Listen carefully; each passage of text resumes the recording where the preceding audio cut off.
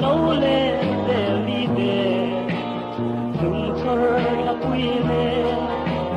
tay ta em môi về môi xuống